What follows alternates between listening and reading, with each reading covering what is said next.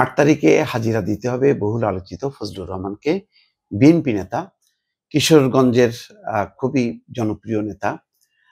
আবার অন্যদিক দিয়ে বলা যায় যে নানা মহলের কাছে বিতর্কিত নেতা ফজলুর রহমানকে আন্তর্জাতিক অপরাধ ট্রাইব্যুনাল ১ তাকে হাজির হতে বলেছে ৮ই ডিসেম্বর। একই সঙ্গে তাকে তার একাডেমিক এবং বার কাউন্সিল সনদ নিয়ে আসতে বলা হয়েছে। এটা আমি বুঝলাম না। উনি তো একজন নামকরা আইনজীবী। তো তার সনদ নিয়ে আসার কারণটা কি? মানে তাৎক্ষণিকভাবে কোনো রায় দিয়ে তার সনদ আটকে দেবে বা কেড়ে নেবে এমন কি? এটা একটু আমার কাছে খটকা বাঁধলো।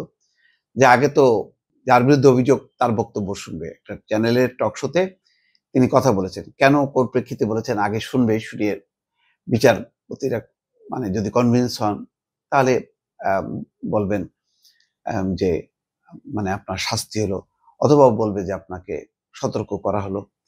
কিন্তু আগেই যদি একাডেমিক এবং বার কাউন্সিলের সনদ আনতে বলা হয় তাহলে মনে হয় যেন মানে আদালত আগে থেকে সিদ্ধান্ত নিয়ে বসে আছে। এটা নিয়েও বেশি কথা বলা সম্ভব না।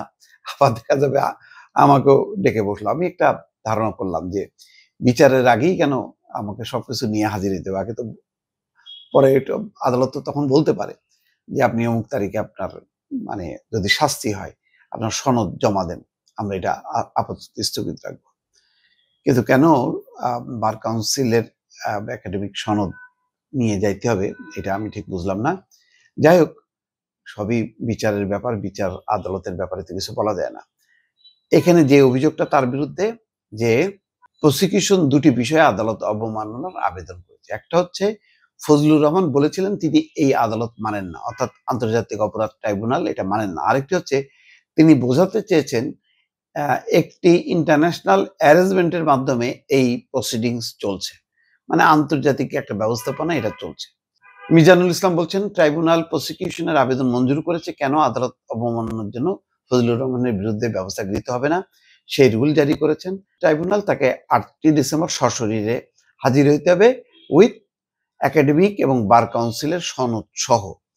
কিশোরগঞ্জ ৪ আসনে ইটনা মিঠামাইন অষ্টগ্রাম বিএনপি মনোনয়ন পেয়েছেন ফজলুর রহমান। সেই ফজলুর রহমানকে হাজির হতে বলেছে। এমনিতেই ফজলুর রহমানকে নিয়ে নানা বিতর্ক। সে তিনি মুক্তিযুদ্ধ এবং স্বাধীনতা প্রশ্নে জোরালো বক্তব্য দিয়েছে। বিশেষ করে জামাতকে একেবারে রীতিমতো কঠোর সমালোচক তিনি।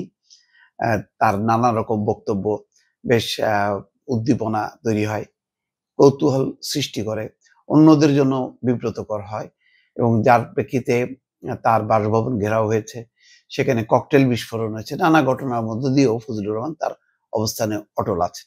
এখন তিনি হাজির হবেন। তিনি একজন স্বাধীন চেতা মানুষ, মুক্তিযোদ্ধা নিঃসন্দেহে। ফলে তার একটা গৌরব আছে, অহংকার আছে।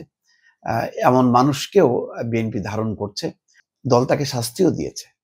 দল মনে করেছে যে তার বক্তব্যে দল বিব্রত হয়েছে, সেই কারণে শাস্তিও দিয়েছিল।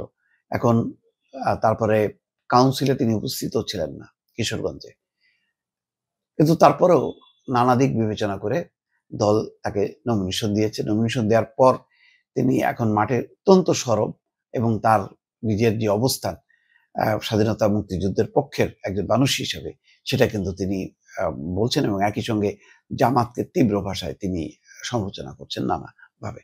দেখা যাক ৮ তারিখে কি হয়।